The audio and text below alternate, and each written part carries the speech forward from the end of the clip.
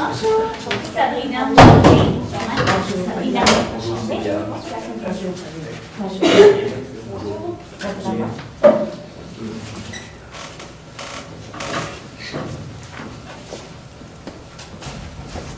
Décidez-vous que j'effectue la lecture des consignes en anglais ou en français? Chaque équipe dispose de 20 minutes afin de présenter son cas au juge. J'afficherai un carton pour les 10, les 5 et les 2 dernières minutes et les 30 dernières secondes de la présentation. Lors des 10 dernières secondes du discours, j'indiquerai à l'aide de mes deux mains le nombre de secondes restantes. Une équipe n'ayant pas terminé sa présentation après 20 minutes se verra arrêtée afin de passer à la période de questions. Une période de questions d'une durée maximale de 5 minutes est allouée au jury à la fin de la présentation. Je tiens à rappeler au jury qu'il est obligatoire de poser au moins une question lors de cette période. J'inviterai maintenant les juges à se présenter et vous pourrez ainsi débuter. Bon matin à vous trois. Mon nom c'est Sabrina Lapierre, je suis professionnelle senior en fiscalité chez Ernst & Young ici à Dieppe. J'ai complété mes études à l'Université de Moncton. Pour moi, c'est toujours le fun de revenir. Comme vous, j'ai aussi été impliquée dans les jeux du commerce il n'y a pas si longtemps, fait que je comprends ce que vous vivez. Une belle expérience. J'ai hâte de voir votre présentation et je vous souhaite bonne chance pour la poursuite. Pauline Baudreau, je suis chef d'équipe senior en fiscalité chez Ernst & Young ici à Dieppe. Fait que je vous souhaite bonne chance avec votre présentation. Merci. C'est Pierre Leblanc, je suis chef d'équipe aussi chez Boudreau Albert Savoie, une firme locale. J'ai fait mes études ici à l'Université de Moncton, donc j'ai aussi été dans vos souliers. Ça fait que, bonne présentation. Si c'est possible, au niveau des temps, peut-être s'assurer que chaque personne ait vu le 10 minutes, 2 minutes, etc. avant de le baisser, s'il vous plaît.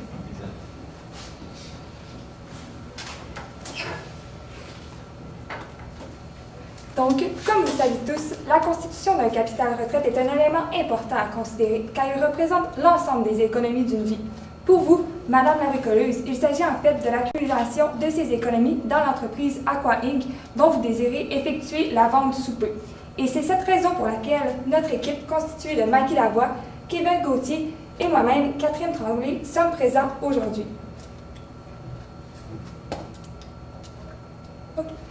Donc, en lien avec ce mandat qui nous a été confié, voici le plan de notre présentation. Tout d'abord, parlons de ce que nous considérons comme étant le plus important, la vente de votre entreprise Aqua Inc., ainsi que, en fait, ce que vous vouliez savoir au niveau de la vente des actions, ou plutôt la vente des actifs. On va vous démêler par rapport à ça. Ensuite, en lien avec la demande que nous avez effectuée afin de calculer les impôts à payer pour votre entreprise à 2016, les conciliations que nous avons effectuées, et par la suite des recommandations en lien avec l'impôt personnel. Donc, tout d'abord, je vais céder la parole à mon collègue, M. Gauthier, qui va vous parler, en fait, de la vente de l'entreprise. Donc, pour votre entreprise Aqua, vous voulez vous faire acquérir par Fishnet. Donc, vous voulez savoir si vous faites une vente d'actifs ou d'actions. Donc, si vous comprenez que chaque option a des avantages et des inconvénients. Donc, si on commence par la vente d'actions, l'avantage premier, c'est qu'on se sépare du passé légal. Donc, lorsqu'on vend les actions, toutes les poursuites juridiques possibles, comme on vend les actions, on n'est plus propriétaire, donc on ne peut plus avoir de poursuites par rapport à ça. Également, autre avantage, c'est qu'on peut prendre la DGC, qui est la déduction pour gain capital. Donc, quand on vend les actions, on peut avoir une exonération sur notre gain capital jusqu'à l'heure de 824 176. Par contre, les inconvénients des actions, c'est qu'on perd les comptes fiscaux. Donc, comme on a accumulé, mettons, du CDC, qui est du compte de capital et du CRTG, on les perd. Par contre, on peut les vider avant de faire la transaction. On peut également profiter de ces comptes fiscaux-là. Autre inconvénient, c'est qu'on fait une année réputée, donc il faut absolument produire une déclaration d'impôt. Donc, ça, c'est un autre petit inconvénient, mais pas très majeur. De l'autre côté, pour la vente des actifs, l'avantage premier, c'est qu'on vend plus élevé parce que l'acheteur, lui, il veut avoir absolument la vente. Faire un achat des actifs, que pour lui, ça augmente les attributs fiscaux. Comme il paye la juste valeur pour les actifs, l'actif fiscal pour l'amortissement va être plus grand. Il va payer plus cher. Donc pour vous, pour la vente d'actifs, ça va vous avoir un prix plus cher pour votre vente. Par contre, l'inconvénient, c'est que vous devez disposer de chaque bien un par un, donc faire une disposition. Donc ça crée de l'impôt latent, de l'impôt sur chaque bien ou sinon une perte de capital, ça va dépendre du bien. Également, ce qui fait, c'est qu'il va y avoir des impôts également à payer sur chaque bien selon leur produit de disposition et leur produit de base rajouté. Dernière chose par rapport à la vente des actifs, c'est que vous avez des actifs que le FishNet ne veut pas acquérir. Donc, vous avez des actifs qui vont vouloir rester dans l'entreprise, donc il faut prendre une décision quoi faire avec ces actifs-là. Donc, si on veut maintenant plus un peu précis dans le sujet, donc si on fait une vente d'actions, présentement, Madame la bricoleuse a 2 catégories d'actions, dont une qui a une valeur de 2,4 millions. Donc, il faut absolument en disposer si on vend toutes les actions à FishNet. Donc, c'est une position de 2,4 millions. Le prix de barre est de 10 $. Donc, ce qui fait un gain en ce moment de 2,4 millions environ. Donc, là, on peut utiliser la DGC au maximum de 804 176 qui est ici là, ce qui fait un gain de capital de 1,5 millions. Si on le ramène sur une base d'impôt à 50 %, donc c'est 56 000 qu'on doit payer l'impôt également à 50 %. Donc, si on vend les actions, ça représente beaucoup d'impôts à payer, car la DGC n'allait pas tout couvrir votre disposition. Également, il y a aussi des actions qui appartiennent à la fiducie. Donc, le reste de la valeur de l'entreprise appartient aux actionnaires qui sont à la fiducie. Donc, pour ça, elle n'a pas le droit à la déduction pour gain capital. Donc, le solde de la valeur d'entreprise va être dans la fiducie. Par contre, vous pouvez attribuer ce gain capital-là à vos bénéficiaires. Et vous ne pouvez pas le faire à vos enfants comme ils sont encore mineurs. Par contre, vous pouvez également le faire pour votre conjoint qui va aussi pouvoir profiter de la DGC. Donc, pour nous, ce qu'on suggère, c'est la vente d'actifs. Car présentement, les biens que semble vouloir FishNet ont un PBR semblable à HVM, donc il n'y aura pas de plus-value et d'impôt à payer par rapport à ça. Également, ce que je suggère, c'est de réduire les comptes fiscaux. Donc, comme je l'ai dit tout à l'heure, tout ce qui est de compte de capital, CDC, de le vider. Il y a 10 000 $, donc on va mettre un dividende libre d'impôt de 10 000 $. Également, on a un compte revenu à taux général. Donc, ça permet de verser un dividende déterminé pour une SPCC. Car vous êtes une société privée sur le contrôle canadien. Donc, comme ça, vous pouvez verser un dividende déterminé en ayant un compte positif de CRTG.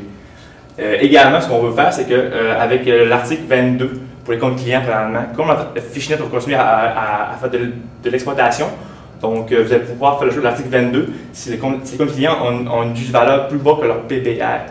Donc, de prendre la perte des comptes clients et de la mettre comme une perte d'entreprise. Il faut également ainsi pouvoir l'utiliser à 100 % ou de 50 % en perte de capital.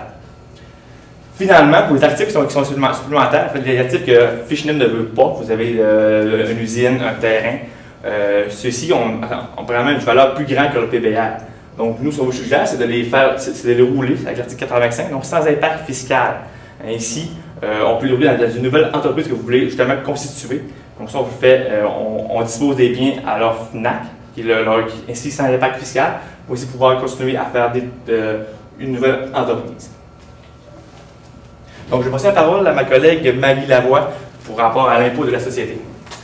Donc, pour ce qui est de l'impôt de la société, en fait, puisque nous avions des états financiers comptables, nous sommes partis du bénéfice avant impôt de 2016, le bénéfice comptable, et on a ajouté certains ajustements, en fait, puisque le revenu, il fallait trouver le revenu net fiscal. Donc, qu'est-ce qu'on a ajouté? En fait, dans la publicité et marketing, pour ce qui est du don de la sclérose en plaques, il avait été déduit aux états financiers. Nous, on vient l'ajouter, puisqu'il va être déduit du revenu imposable par la suite. Je vais vous en parler tout à l'heure. Et pour ce qui est des frais payés d'avance, en fait, ça, on doit l'ajouter également. L'assurance vie, on avait un montant de 22 000 $. C'était garanti par des emprunts. Donc, c'est possible de le garder en déduction pour l'entreprise. Pour ce qui est des repas avec les employés, on avait un montant de 87 000 $ qui avait été passé en charge. Donc, il y a 50 % de ce montant-là qui peut être passé à la dépense, en fait, seulement si, en fait, là, il y a des informations qui sont manquantes un petit peu là, pour ce qui est de ce truc-ci. Donc, en fait, c'est à savoir, est-ce que c'est plus de 12 heures en dehors de la région métropolitaine que les employés sont sortis, ou est-ce que c'était avec des rencontres, pour des rencontres avec des clients? Donc, à ce moment-ci, si on répond oui à ces questions-là, c'est à 50 %. Donc, nous, comme hypothèse, on a posé que c'était bien ça. Donc, c'est pour ça qu'ici, on a mis 50 %. Pour les frais de congrès, on les a ajoutés, ils étaient passés à la dépense, sauf que ici, on a tenu compte de les ajouter, puisque pour que les frais de congrès soient déductibles, c'est supposé d'être sur le lieu d'affaires. Donc, puisque c'était au Japon, on n'a pas encore vendu là-bas, on n'a pas encore vraiment exploité. Donc, c'est pourquoi on n'a pas cru bon de le déduire du revenu. Et également, au niveau de l'amortissement comptable n'est pas pareil à l'amortissement fiscal. Donc, nous avons ajouté l'amortissement comptable pour venir enlever la déduction pour amortissement selon les taux d'amortissement par catégorie. Donc, ça nous crée un revenu net d'environ 476 000 $. Ici, on vient déduire le revenu, en fait le don, que j'ai parlé tout à l'heure en début. Et le don, c'est important, par exemple, que c'est limité à 75 % du revenu d'entreprise, mais ici, on est correct, donc il y a une possibilité de déduire les 10 000 $. Ça nous crée un revenu imposable de 465 000 $. Il y a des impôts fédéraux d'environ 38 %, donc ici, on les a déduits. Puis, puisqu'on est une petite entreprise, on a droit à la DAPE, qui est à la hauteur de 17,5 %. Et comme, en fait, on est une petite entreprise et notre revenu d'entreprise exploité activement est de moins de 500 000 $. Donc, c'est pourquoi on peut l'utiliser. Ce qui nous crée un revenu, un impôt à payer d'environ 95 000 $. Donc, pour ce qui est des informations manquantes, on avait comme mandat d'en parler. Donc, ici, ce qu'on a cru bon de faire ressortir, en fait, c'est pour les véhicules. Les véhicules, il y a deux sortes de catégories. Il y a la catégorie 10 et la catégorie 10.1. En fait, la catégorie 10, ça va plus être pour les véhicules de moins de 30 000 $, donc 34 000 $ avec les taxes environ. Et la catégorie 10.1, c'est surtout pour les véhicules excédant 30 000 $. Et ici, on n'avait pas d'informations à savoir le véhicule servait à quoi et les coûts. Donc, ça va être important de bien distinguer, puisque la catégorie 10.1 permet, si jamais vous vendez les actions, permet de prendre la moitié de la déduction pour amortissement au moment de la disposition. Cependant, il n'y a pas de perte finale ni de récupération d'amortissement pour cette catégorie-ci. Et en plus, c'est des catégories distinctes, donc par véhicule, ça va être une catégorie qui va devoir être faite, alors que ici, tous les véhicules, les deux véhicules qu'on a comme information sont dans la main. Donc, ça va être important de s'assurer de faire la distinction. Pour ce qui est du prêt à l'actionnaire, donc il y avait un prêt à l'actionnaire en 2015. Il n'y en avait pas en 2016 dans les états financiers, mais on préfère quand même vous mentionner qu'il y a la règle des 2 bilans qui peut s'appliquer. Donc, si jamais il y a un prêt à l'actionnaire qui est 2 ans consécutifs, il peut avoir des intérêts qui vont s'appliquer, qui vont être auto-prescrits. Donc, ça peut être désavantageux. De plus, on a une information concernant l'impôt à payer dans les états financiers d'un montant de 6 000 $. Donc, ça serait bon de savoir la date butoir, en fait, du moment où on doit payer, puisqu'il peut y avoir des pénalités associées à ce montant-là, ainsi que des intérêts. Également, comme information manquante, au niveau du bâtiment, donc nous, on a pris comme hypothèse qui était à 4 %. En fait, un bâtiment, c'est catégorie 1, mais il y a en fait 3 sous-catégories, si je peux dire. Donc, ce que nous, on devrait savoir, c'est est-ce que la catégorie va être à 4 %, à 6 % ou à 10 %? À 6 % ça ne devrait pas l'être puisque c'est 90 % ou plus résidentiel.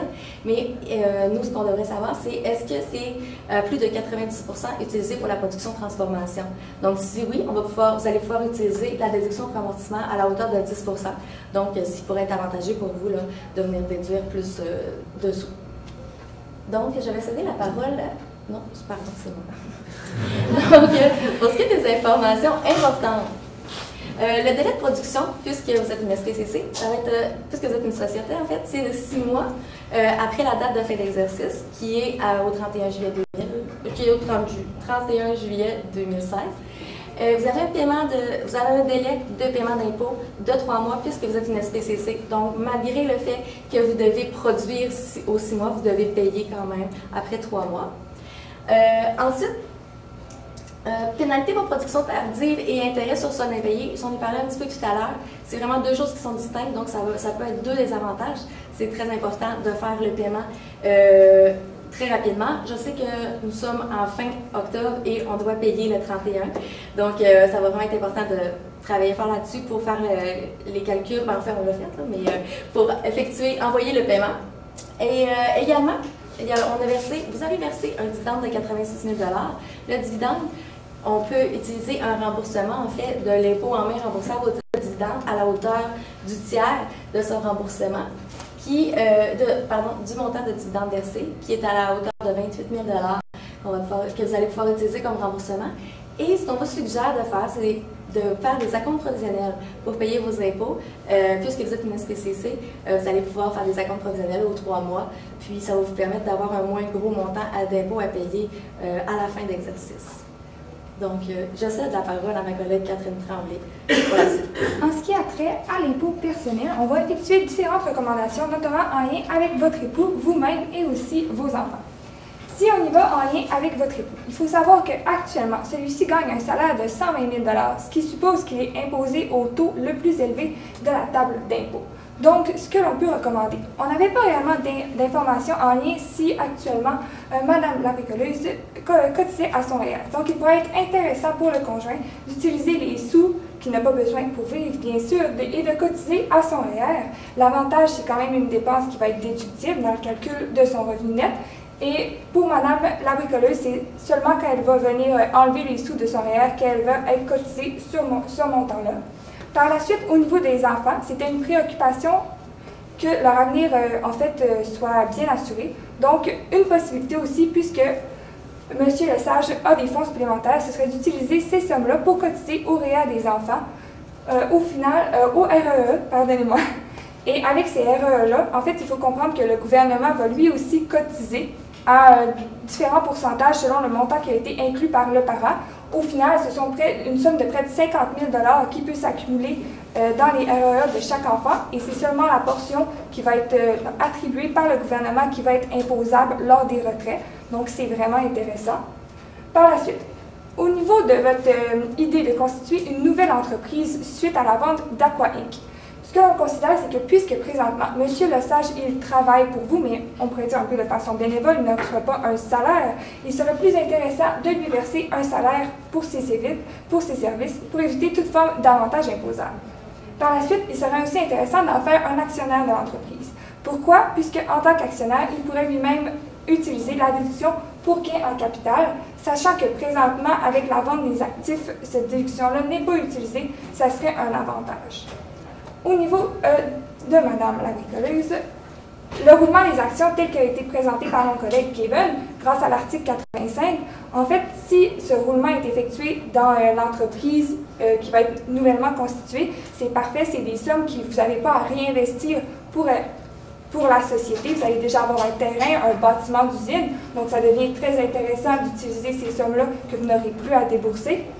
Ensuite, si jamais, finalement, cette idée que l'entreprise-là n'a pas lieu, il peut être intéressant d'utiliser ces sommes et de les investir dans des placements qui pourraient être par la suite investis dans les REER. Pourquoi? Parce qu'il faut savoir que des placements investis dans leur REER, ils perdent leur nature. Donc, le taux d'imposition va être bien plus faible si ces placements sont mis dans vos REER que s'ils sont gardés en main propre. Au niveau des enfants, c'est sûr qu'il faut faire attention. Présentement, la société, elle a versé un dividende à la fiducie. Ce qu'il faut savoir, c'est qu'il va y avoir un risque de l'application de la Kitty Tax, soit l'article 120.4.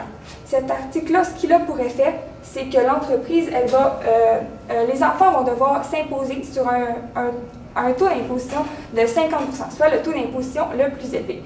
Et c'est la raison pour laquelle on préfère vous le préciser, puisque si vous voulez effectuer une nouvelle entreprise et que encore une fois, vous utilisez un schéma organisationnel de la même sorte, soit que ce soit la fiducie qui possède des actions de l'entreprise, ce ne serait pas une bonne idée. Il faudrait vraiment préciser dans l'acte de fiducie que les enfants n'auront accès en fait à ces revenus qu'au moment où ils seront majeurs, donc qu'ils n'auront plus 18 ans. Une autre façon aussi, si je peux me permettre, si ça n'a pas été fait, c'est de constituer un livre de fiducie.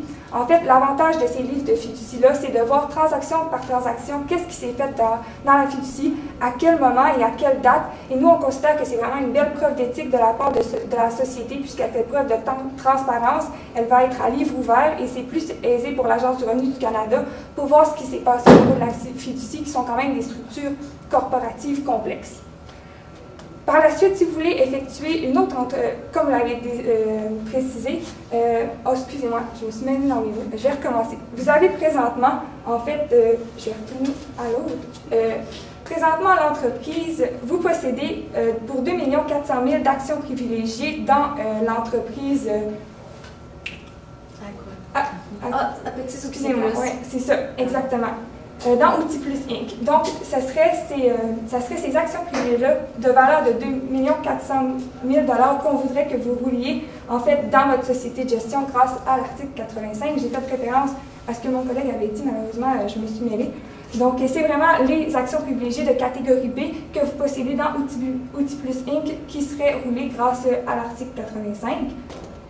Finalement, peut-être une recommandation, on peut vous en discuter plus tard, si l'idée de vous laisser passer votre entreprise que vous allez avoir nouvellement créée à vos enfants devient une opportunité, c'est sûr qu'effectuer des gels fiduciaires pour assurer leur pérennité financière par la suite, c'est une idée, mais c'est peut-être quelque chose à voir par la suite par rapport aux besoins que vous allez avoir à votre retraite.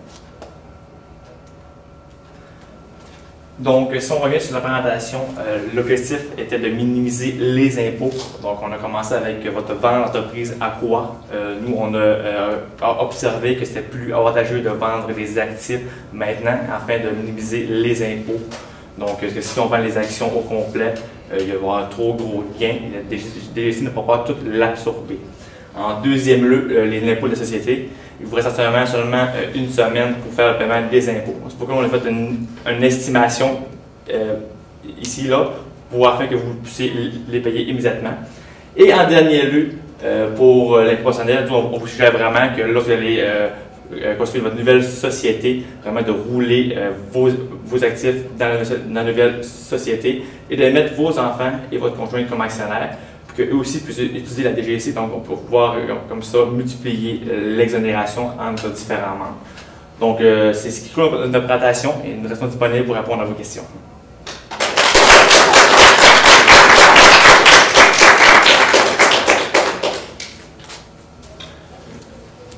Donc, vous recommandez la vente des actifs parce qu'il y a moins d'impôts.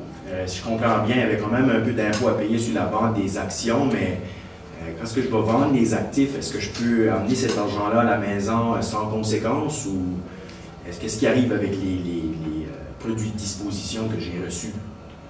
Est-ce que vous pourriez préciser, parce que dans les actifs, ce n'est pas précisé lequel qui allait à Fishnet, lequel qui allait à vous? Moi, je parle de la vente à Fishnet. OK. Donc, pour la vente à Fishnet, tout l'argent qu'on va recevoir va rester dans Aqua. Donc, ensuite de ça, on pourra liquider l'entreprise, on pourra racheter les actions privilégiées B et les envoyer directement à Madame la bricoleuse. On peut les racheter année par année. Donc, c'est pour ça qu'on fait ça. Donc, si je comprends bien, il va y avoir un deuxième niveau d'impôt à ce moment-là. Oui, mais lorsque on fait de la vente d'actifs, il n'y a pas d'impôt, parce qu'en ce moment, le prix de base rejeté est la même que la juste-valeur. Par contre, on peut utiliser bien sûr la DGC pour sa vente, pour le rachat des actions.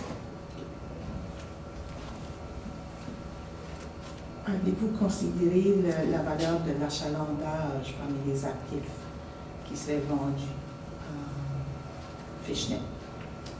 Là, vous dites que la valeur marchande des actifs vendus est égale au PDR. Mais est-ce qu'il y a un élément d'achalandage qui va être vendu aussi? C'est sûr que la valeur d'achalandage était présente. Donc ça, c'est une immobilisation admissible qu'il va également falloir payer de l'impôt sur ce montant-là. Ainsi, il va aussi avoir une nouvelle catégorie bientôt, 14.1, qui va être de 5 %. Donc, comme on n'était pas certain de l'année, on n'a pas fait de calcul en ce sens. Si je peux me permettre, au niveau de la valeur de l'achalandage, en fait, ce qu'on avait constaté, on avait remarqué dans ce qui nous avait été donné comme données qu'il y avait présence d'un écart d'acquisition dont on n'était pas en mesure, en fait, de déterminer cet écart était causé justement par quel type d'immobilisation. Donc, probablement qu'on serait capable, en voyant la valeur comptable nette de l'entreprise et l'écart d'acquisition qui s'est créé, déterminer cette valeur peut-être que l'autre entreprise, elle a déterminée à l'achalandage et ainsi donner une réponse un peu plus précise à votre question. À ce moment-là, est-ce que ça pourrait changer votre décision? Effectivement, oui, la décision pourrait changer du tout au tout avec cet élément.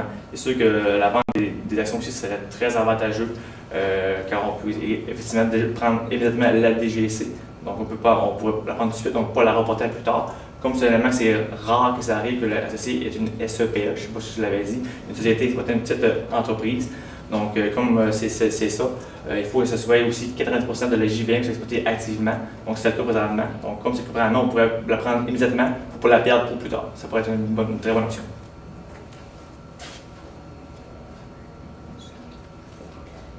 Moi, j'ai une dernière question, papa. Lorsqu'on a mis notre structure en place immédiatement, on avait étudié qu'on pourrait prendre avantage de la déduction de gain capital de tous les bénéficiaires dans la fiducie, mari, enfant.